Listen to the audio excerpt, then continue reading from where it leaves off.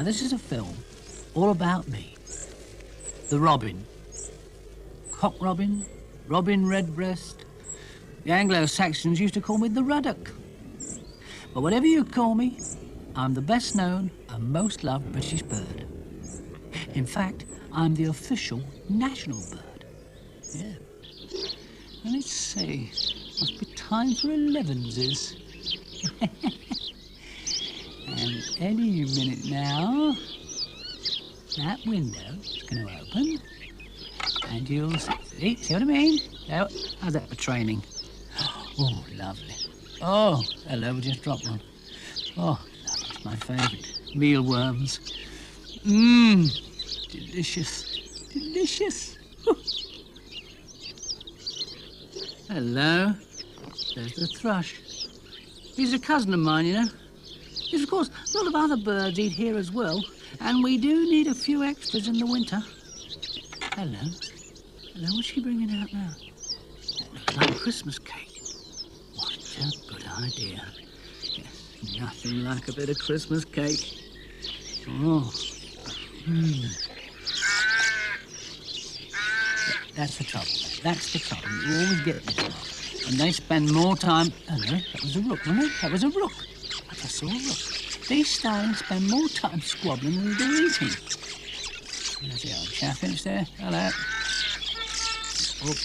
Oh, you don't get many rooks in this garden, I'll tell you. Slow it out.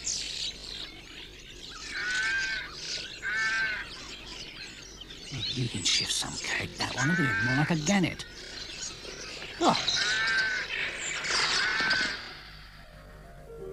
Another thing you get at this time of the year is a Christmas card. And ever since the early 1860s, when commercial cards were first produced, who is it you see all bright and cheerful on the front of the cards? Well, it's me, of course. Well, I did say I was Britain's most popular bird, didn't I? It's a funny thing, but you don't see... Hello, what's here? You don't see many starlings on Christmas cards. A couple of owls now and again. Oh, and did you know the Victorians called their letter carriers redbreasts or robin postmen? Because they wore royal red frock coats and crimson waistcoats.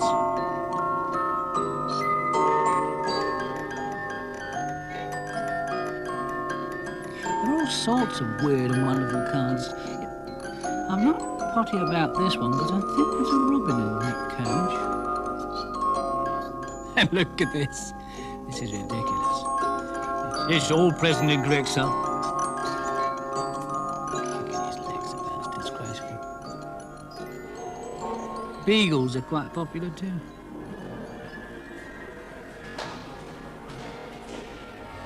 Choir there. Oh dear. I think he must be an Australian robin. Still, with all these singing robins on cards, they're no substitute for the real thing, are they? No.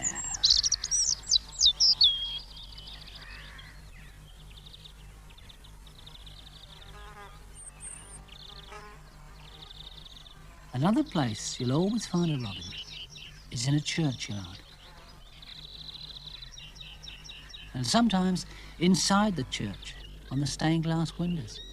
You see, there is a legend that our redbreasts are a result of a robin removing a thorn from Christ's crown. Yes, my great-great-grandfather posed for that. Very handsome. Yeah, those aren't robins.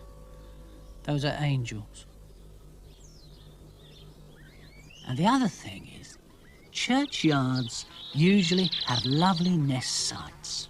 Thick yew hedges, old walls, ivy-covered trees, and lots of very good song posts. Now, that's extremely important now. And did you know we're always supposed to sing sweeter on Christmas Day? Nice thought, isn't it? Now, I don't live in a churchyard, so just let me show you what I do. I don't usually fly as high as this, but I thought you might like to get the general picture, you see, because you'll find robins in almost every garden in Britain. Funny, isn't it? Nice area. Now, this is more my usual altitude. Here we are. Are you ready for this? That's it. Number 132 Acacia Avenue. This is my home. Complete with good food diploma. Now, I can show you around properly. Oh, and if I stop now and again to sing a bit, don't worry, it's just the way that I establish my territory. And if I pause and sort of listen, that's so I'll know where my rival's territory might be. That's why I said songposts are very important. Now look, that pear tree there, that's a beauty, isn't it? Yeah, you see, nice and high, and I can make sure that all the other robins can hear me. Now then, this is all mine. That's the back view of the house there.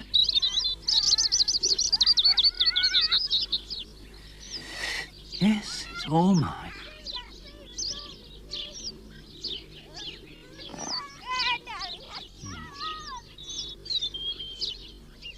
This is it. All this garden. And we don't stick to your boundaries, you know. No, because I go through this garden and over this lovely thick hedge there and into the neighbouring vegetable patch at 134. Super, isn't it? Look. Oh, and there's another lovely signpost. That's a sort of border post, that one. It's right on the boundary. There is one snag with all this, though. There he is. Got 4 legs and a meow. Oh, that's where we had our nest last year. Yeah, and there's the songpost. What did I tell you? Lovely tree. I better just give that cat a quick burst on the banjo, I think. Yes, seems to have done the trick. Goodbye. Oh, did I say there was one snag? Yeah, there is another. That's him. He's from next door. Excuse me a minute, I must just see him off. A few vigorous displays of the old redbreast, a few battle cries, and should sort him out. You know, these territorial skirmishes are very important. I mean, I've got to defend my little bit, because there's my food supply to think of, my nest site. I mean, I've got to protect all these in order to raise a family. So what does he want? Come to see fair play? Or perhaps he wants to play the loser. Yes, and we all know who that's going to be, don't we? Oi, you, oi! Get out of it! Really?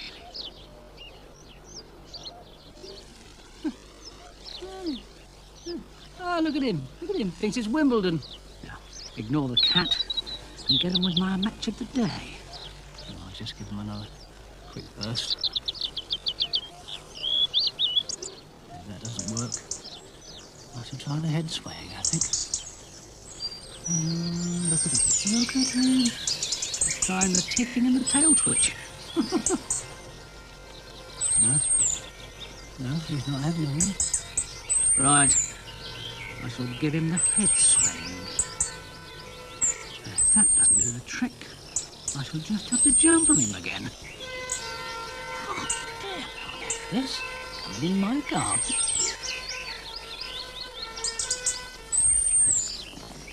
He's a fool. He is a fool.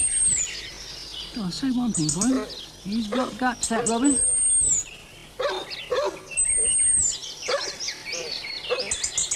He's seen enough.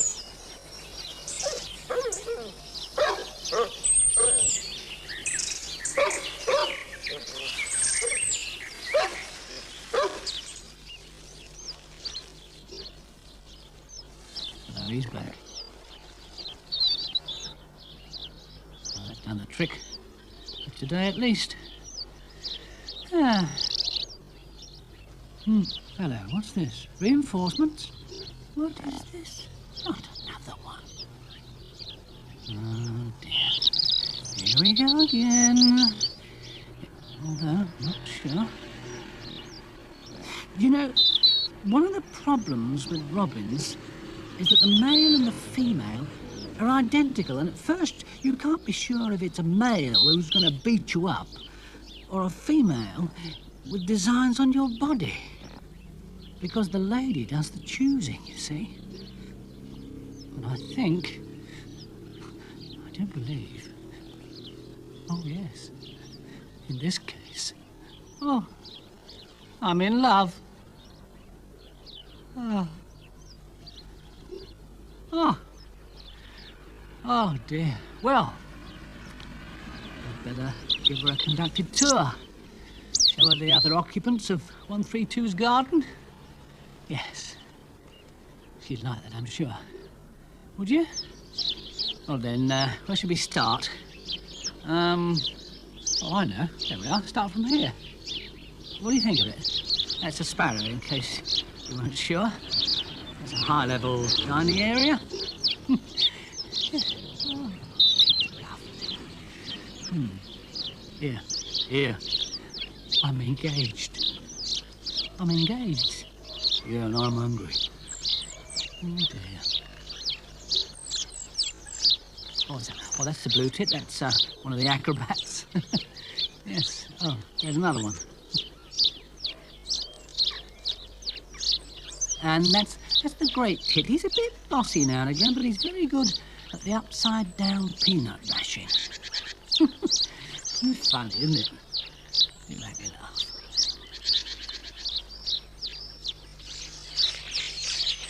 Oh dear, look out, here they are. No wonder they call them vulgaris.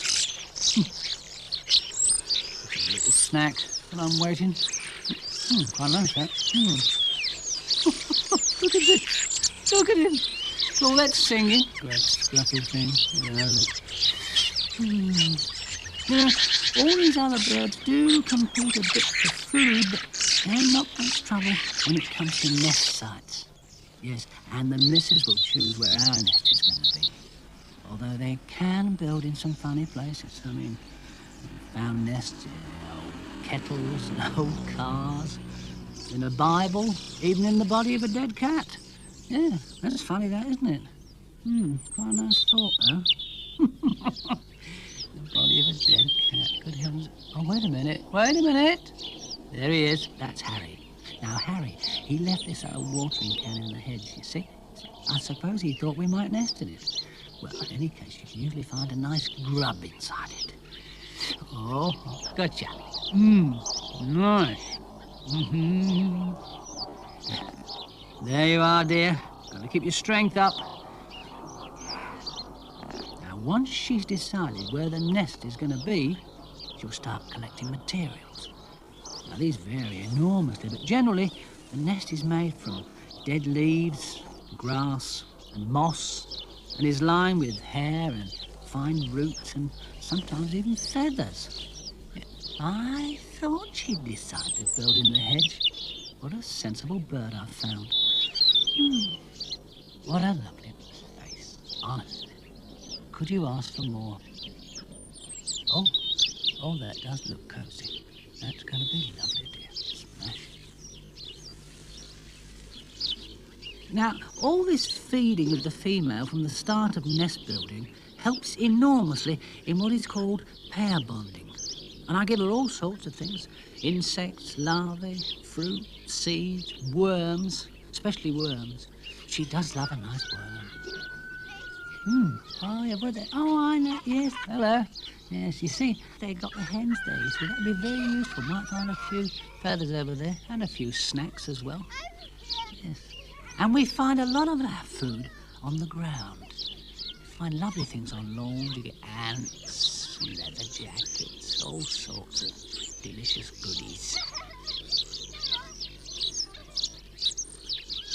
And then, of course, you get other people feeding here as well. I mean, you get the blue tits. Hello. Oh, there's a coal tit. Don't see too many of those. See a lot of sparrows, though. And he's better than the starlings there.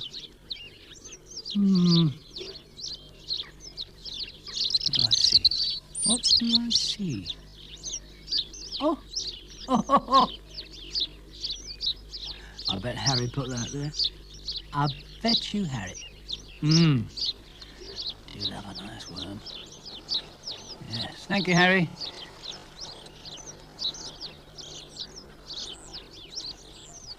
Oh, delicious. Delicious. Now what's she doing? What have you got? What's that? No, chuck it out, dear. It looks a bit unyielding. That's the idea.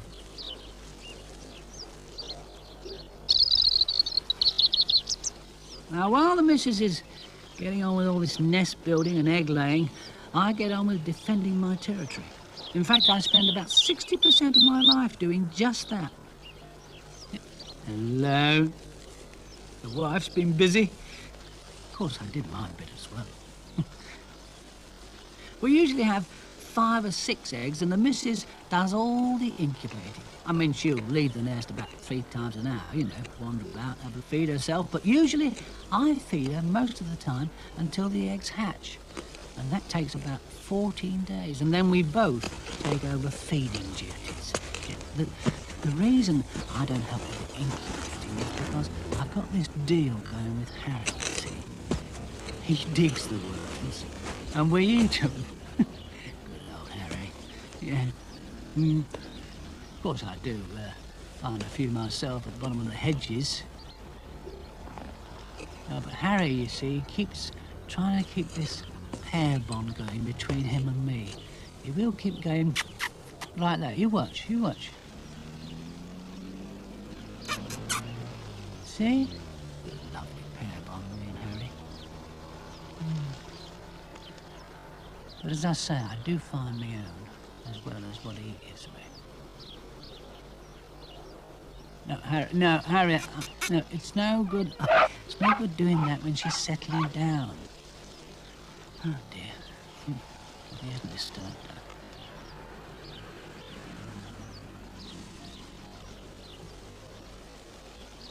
You better chuck it over here, Harry. Thanks. Yeah, I thought the dog was going to fetch it then. Oh, no, he's packing up. Oh, must be tea time. I'm blurred. Doesn't time fly? Yes, there they go. There they go. See you later, Harry. You know, I do love standing on a nice, warm spade handle. Especially when I can see Carol coming with the mealworms.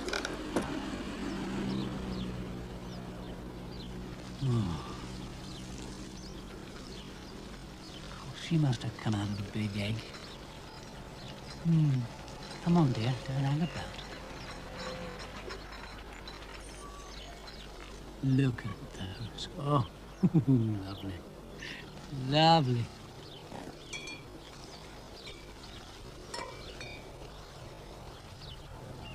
Thank you. Just get a couple more for the missus. Yes, dear.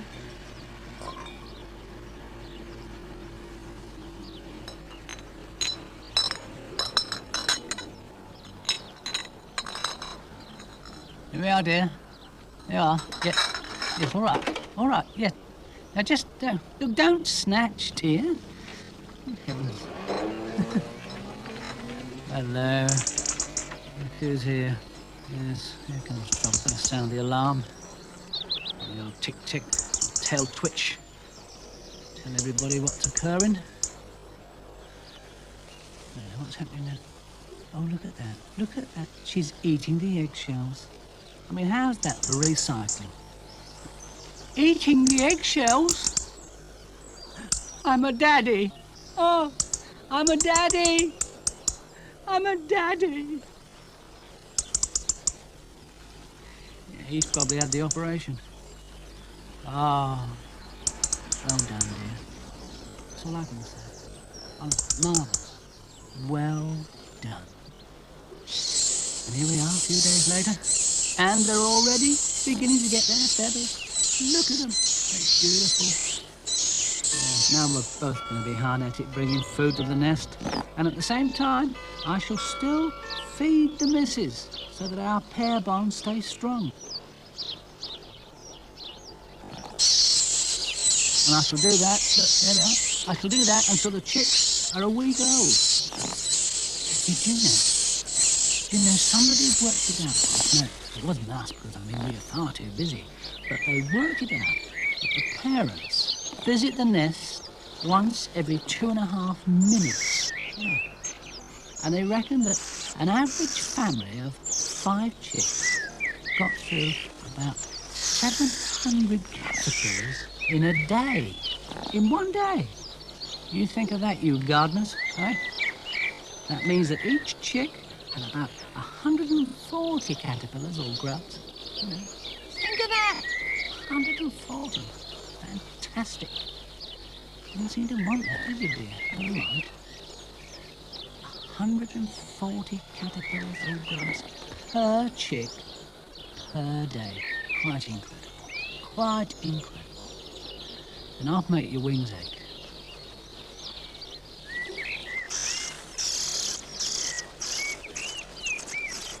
Of course, they weren't all enormous grubs. I mean, some are smaller than others, aren't they? They weren't all as big as this one, for instance. I mean, if you could feed them with that, they wouldn't eat 140, they'd probably just eat 14. Now, come on, just, would you? Thank you, get over it. That's it. Darling. Now, the obvious end product of all this food is a fecal sac, which we remove from the nest site so that we don't give away its position. Come on, then. There we are.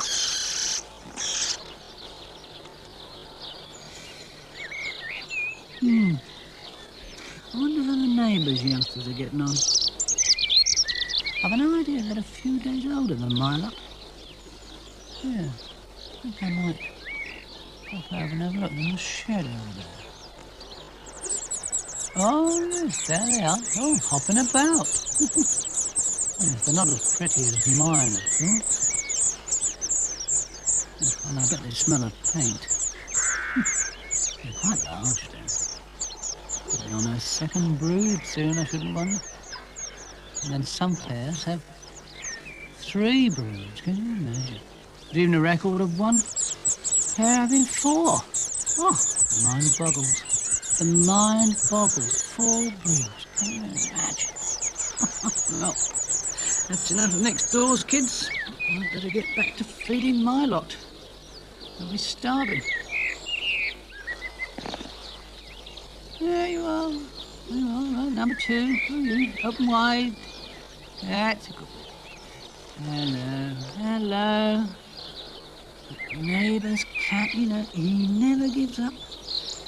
Where's he now? Where's he got to? There he is. Hello, he's with something. Dear me, they're making a lot of noise. I think I'd better go in the back door. Keep the noise down, and I'll go and distract that Moggy.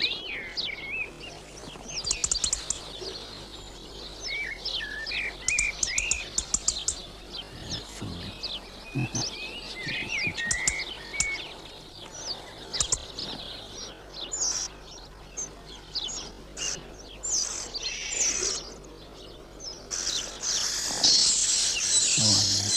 Look at it. 2 weeks of this. I don't think we'll bother with the second brood. Still, we'll see, won't we? We'll see.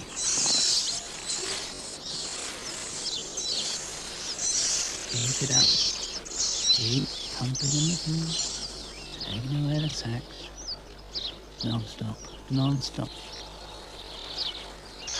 Now then, who wants this? Come on. Yes, try again. There you are. That's it. No, you keep spitting it out. That's no good. You're supposed to swallow it. That's it. Oh, come on. Now, try that end. Turn it round. Try that end. Not no good at all. Oh, no. Listen. You beloved, don't it? Hang on. We'll try you. On the right. On the right. You. There you go. There. No, you're not managing at all. Give it here. Oh, dear me. Could we have a smaller worm, please? Yes, that's about the size. Let's take it in, will you?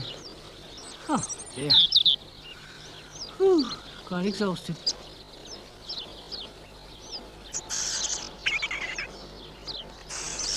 Ah, that's better. Yes, that's the one. That's the right size. Put it down, you son. Come on. What are you whizzing round for?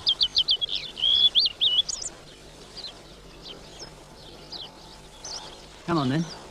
Hasn't it gone yet? Come on, kid. Oh, yes, definitely winning. Definitely winning. The worm, I mean. Oh, look, eyes closed. Bliss. Look, just get a bit more. Go. Come on. Just try again, please. I'm quite exhausted watching you, I really am. You've been at it. Has it... Ah, that's my boy. Well done. Well done. Keep the mouth shut or it might escape. Well, it's about 2 weeks before the chicks are ready to leave the nest.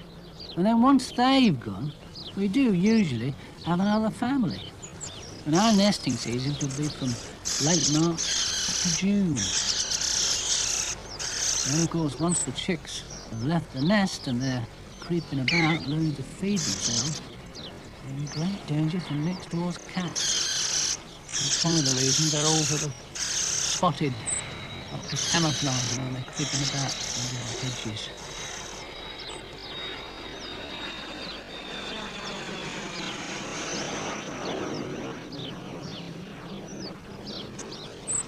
I look after them usually when they're doing that, while the missus is getting on with our second brood. And having mentioned the cat, you see, I mean, we've got owls to contend with, stoats, rats, I mean, they're all a threat. But it's reckoned that the garden cat takes 40 times more robins than any other predator. Imagine that, 40 times more. So you see, we've got to keep an eye on them. Keep distracting that moggy. Aren't they lovely little things? Now you see, just don't go mad. Walk about and fluttering, I'm coming. Don't get fed, but just don't make yourself obvious. Otherwise you'll be off like a rocket. You've got a flash of white and tawny fur and it's goodbye time. You do that. Oh, doing well. Picking up myself now.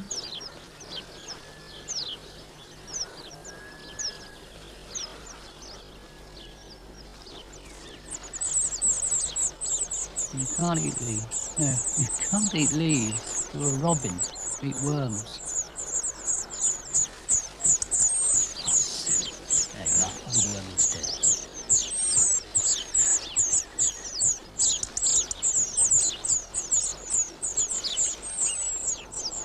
One for you.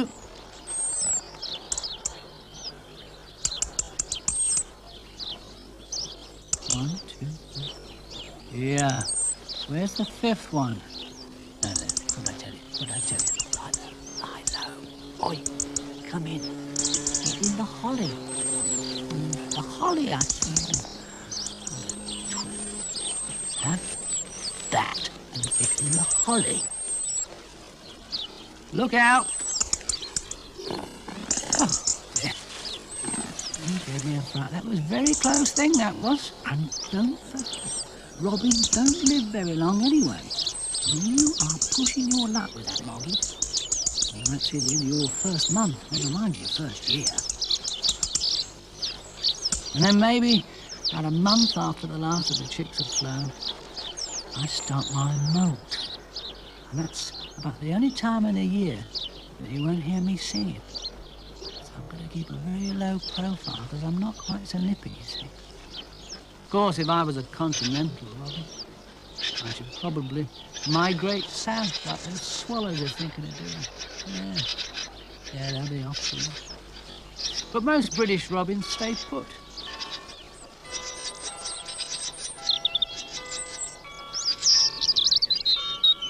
The females might move away from the breeding area, either, just locally, or in some cases, quite a long distance. But I've got to stay, I've got to defend my territory, because there'll be a lot of this year's young robins who'll be looking for a place of their own. And I've got to drive my lot away as well. In any case, if I didn't stay, this poor lady here, well, she'd be up to her neck in mealworms, wouldn't she? And that would never do, would it? Never.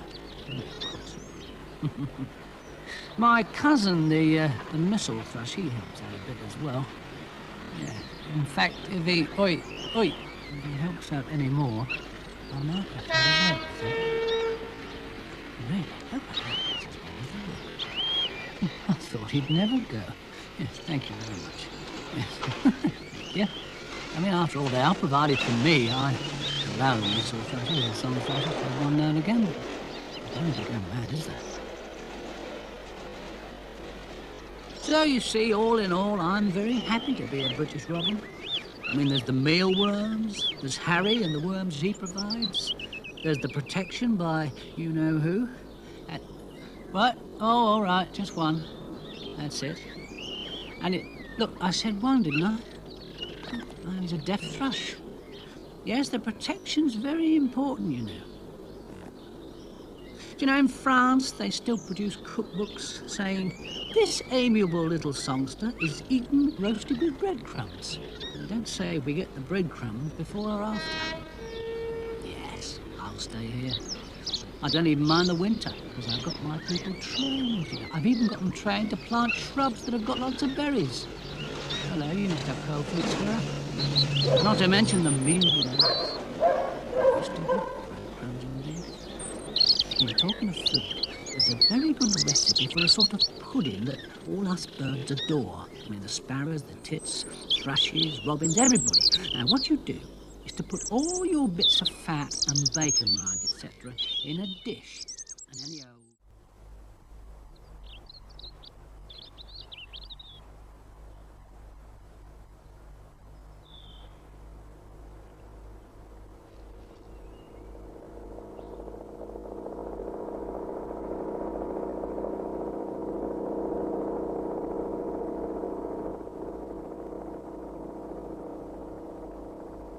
In the history of man, garden birds are a modern phenomenon. They were all once entirely dependent on woods or the open countryside for their livelihood. But in the last 100 years or so, as towns have spread and fields have become housing estates, the bird population of the old agricultural land has dramatically increased. Hedges, shrubs, flower beds, lily ponds, nest boxes and bird tables have sprung up out of what was once relatively barren ploughland. And this has produced a new variety of nesting, feeding and sheltering places for birds.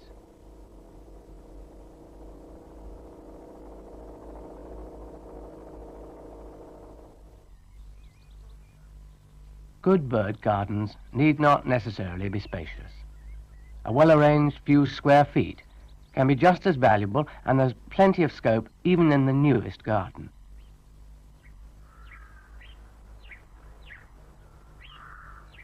But you will tend to get the greatest variety if your garden is well established, and especially if it's near a park or woodland. The birds you'll get are fairly predictable. Of the tit family, blue tits are usually the commonest.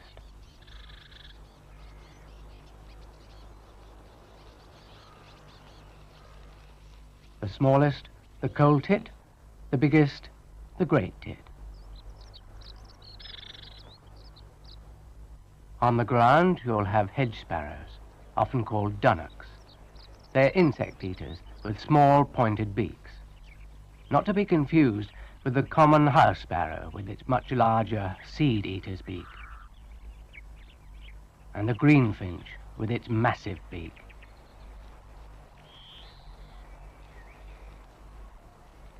The nuthatch is really a woodland or parkland bird, not common in the north.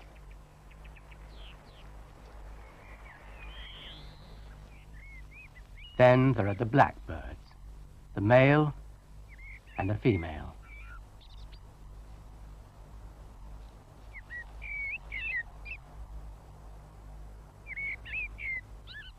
And the other worm feeder, the song thrush.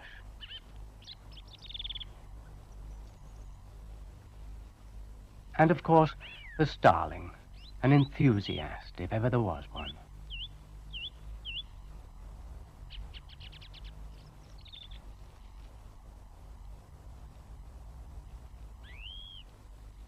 There are rarities too, like siskins, winter immigrants from Scandinavia. Nowadays, anyone's got a chance of attracting them, because they've quite recently acquired a taste for feeding on peanuts. Especially, it seems, if they're in those red plastic string bags. Just why the red colour is attractive, nobody seems to know. Perhaps it reminds them of the hanging fruit of alders, which they often feed on in Britain.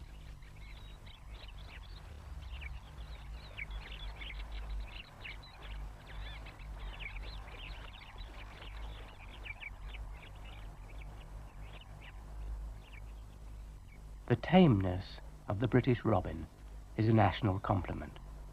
Abroad, it's usually regarded as a shy woodland bird which avoids man.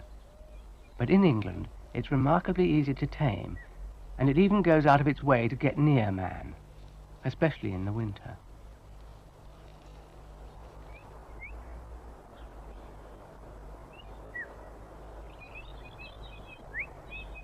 Come on. Come on. Come on.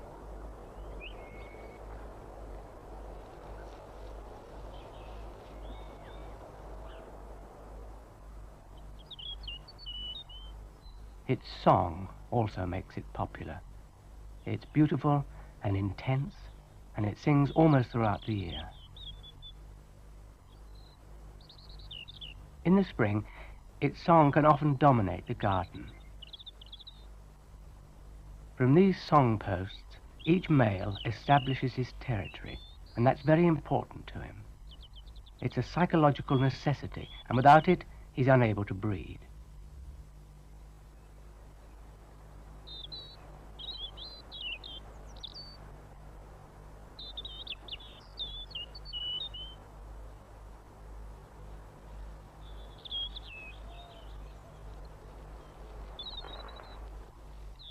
Robins nest in many different places, usually on the ground, but they've been found in jam jars, letterboxes, old bottles, boots, even in the skeleton of a dead cat.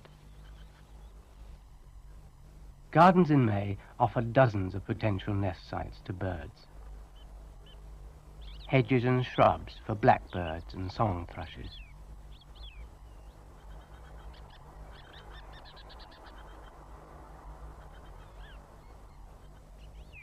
Trees in larger gardens for missel thrushes. Removing the fecal sac, which most garden birds do, helps to keep the nest clean, and the droppings aren't left behind to attract predators.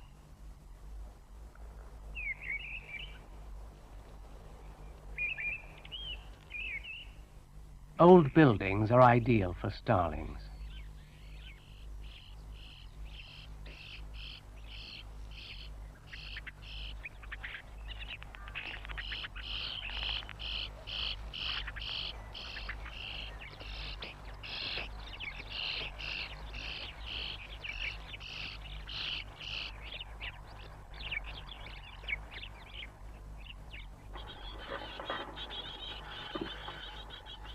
There's a vast range of nest boxes for blue tits, cold tits and great tits.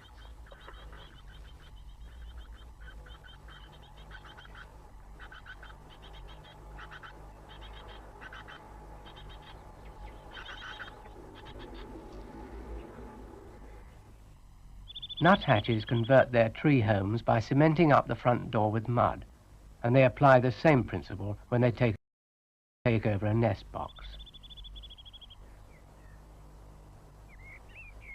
This larger type of garden is ideal for summer visitors like the spotted flycatcher, the master fly swatter of an English garden.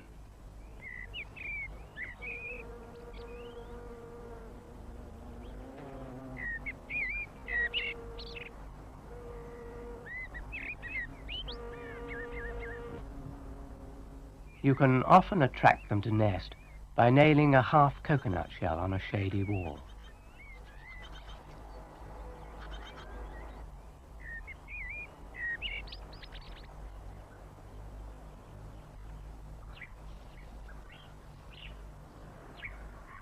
The eaves of houses and outbuildings make important sites for house martins with their beehive-like nests of mud.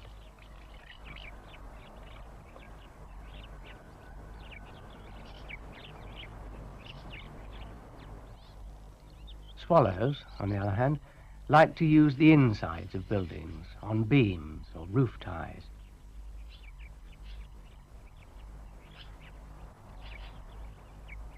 Even if you haven't got swallows breeding in your garden, you've always got a good chance of seeing them after they've left the nest.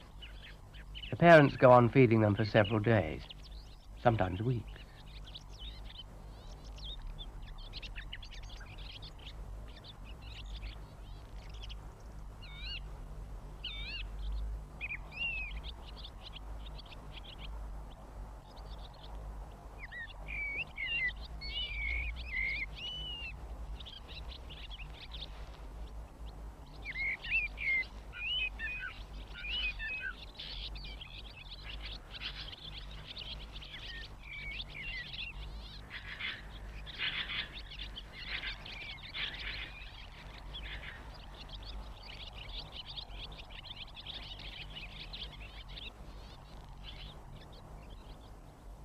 If you're lucky enough to have a garden in which you can install a pond, it will become a centre of attraction to the bird population in hot weather, especially if it has a shelving, shallow area.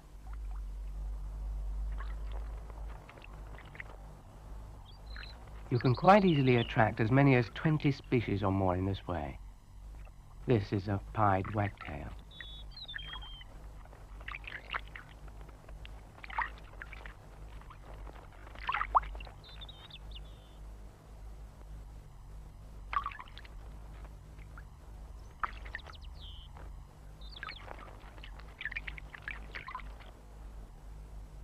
Great tits and blue tits are commonest.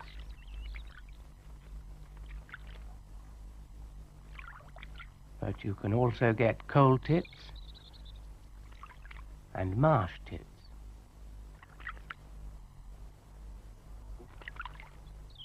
Then there are bullfinches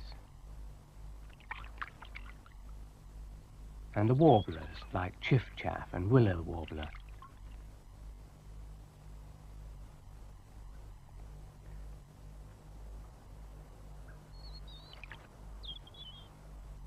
Occasionally, perhaps, a visiting wren.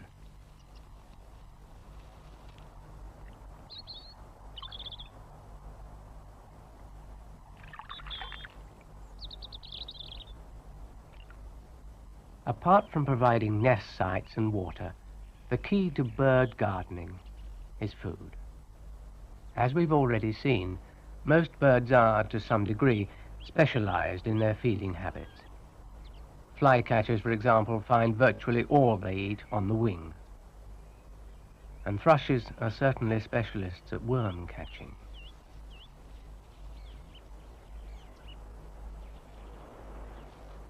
But if you've got a few snails around, thrushes find them irresistible.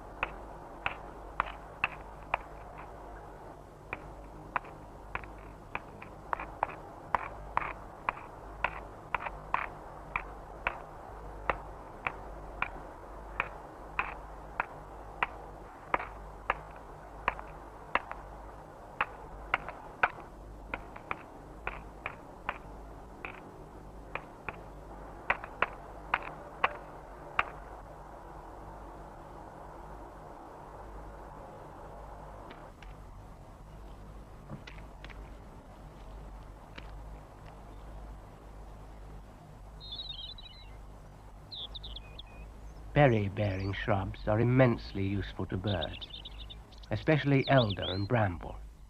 They need no cultivation, and tits are particularly keen on them.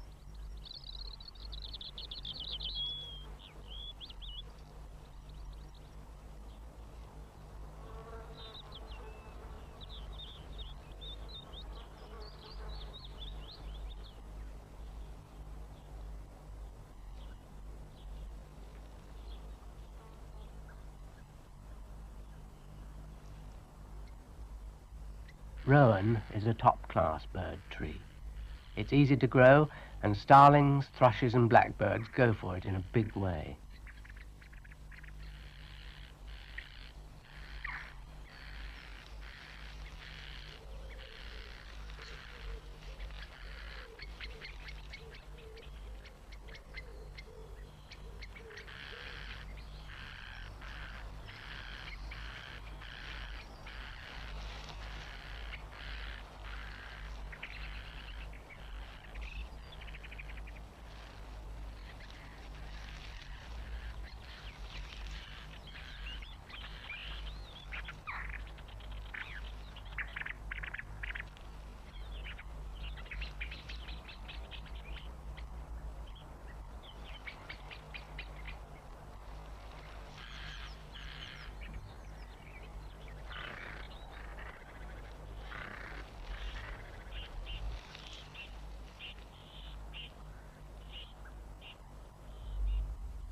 There's a vast variety of different kinds of food you can provide for birds. Even a few windfalls can be a lifesaver in winter.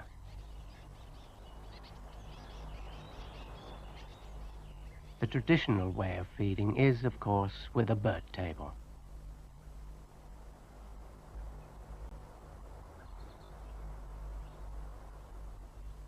Most people use a mixed wild bird seed. Sunflower, canary, millet, maize, oats and corn are all good, but the most welcome seed is hemp. You can also put out a range of suet, coconut and other scraps.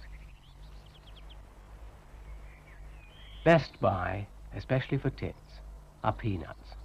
They're full of calories, convenient to handle, to store and to serve.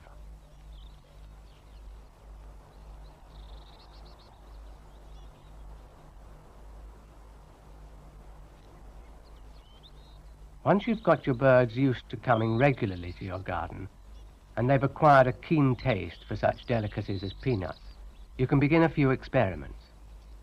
For instance, showing how remarkably quickly they can learn. This is a simple milk bottle test. It's well known that tits raid milk bottles, but in some places they've also learnt that different coloured bottle tops indicate different quality milk. Unfortunately, these particular birds have been trained on the standard grade of milk, and different top colours don't seem to mean much to them. The important thing is that the top pecking habit is firmly with them, even when the bottle is empty.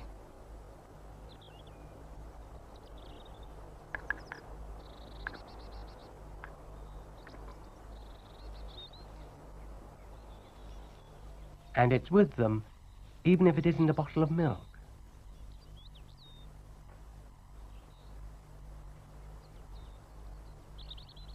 But if we complicate the issue by introducing a bottle of peanuts, they don't go straight to the top, but are absorbed by the sight of the nuts through the glass.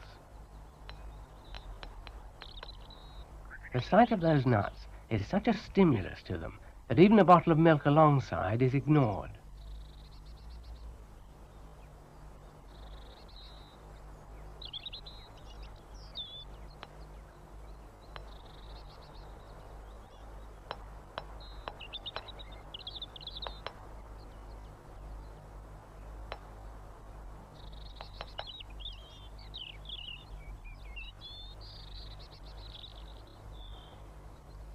This preoccupation with nuts is overcome simply by covering them up. Then the status quo is quickly restored and the milk is chosen.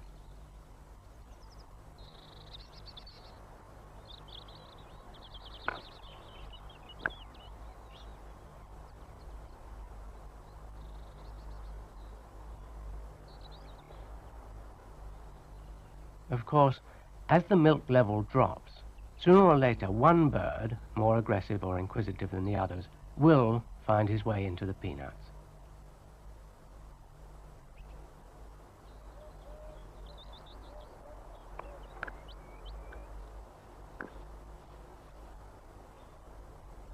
Once he knows the trick, he's unlikely to forget it, and eventually the rest of them will catch on.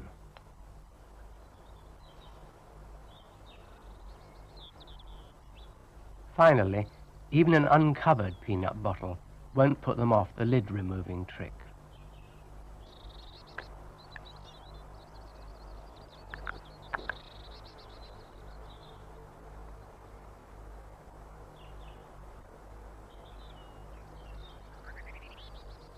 This sort of test can be carried many stages further with this astonishing homemade nut dispensing machine.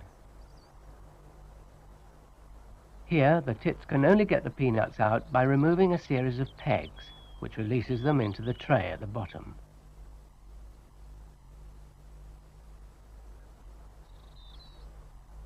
They usually acquire the knowledge by a process of trial and error, otherwise known as brute force. It doesn't take long, especially if one of them is rather more inventive than the others.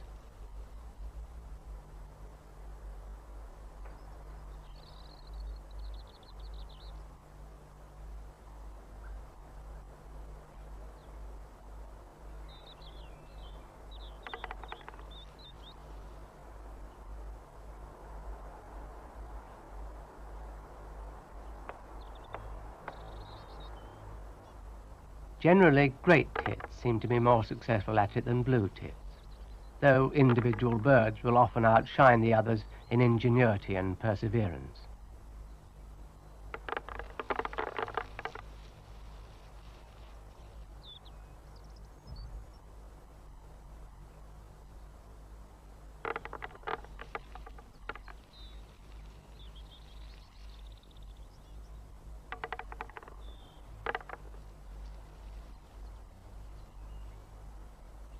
You can then progress to show whether they are capable of distinguishing colour.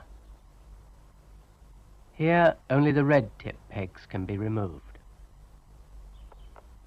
Again, brute force is always tried first.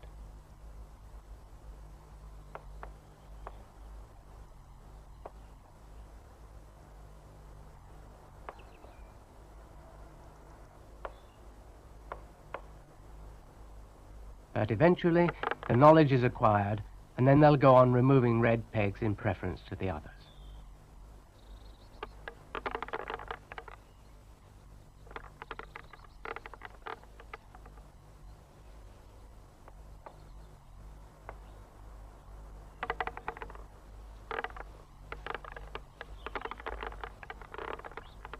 Finally, a stage is reached when they'll pull out red pegs in preference to the others, even when there are no peanuts left above them.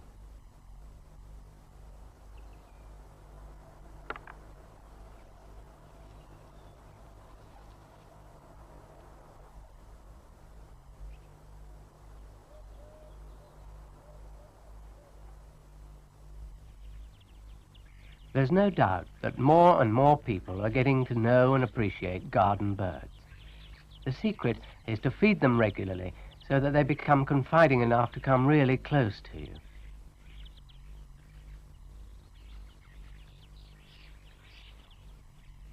Wherever your garden is, you can always achieve that.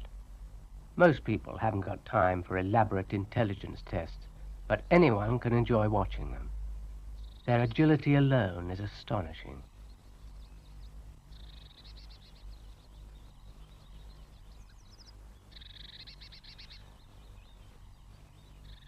Finally, just take a look in extreme slow motion at the way they manage to land upside down on a coconut.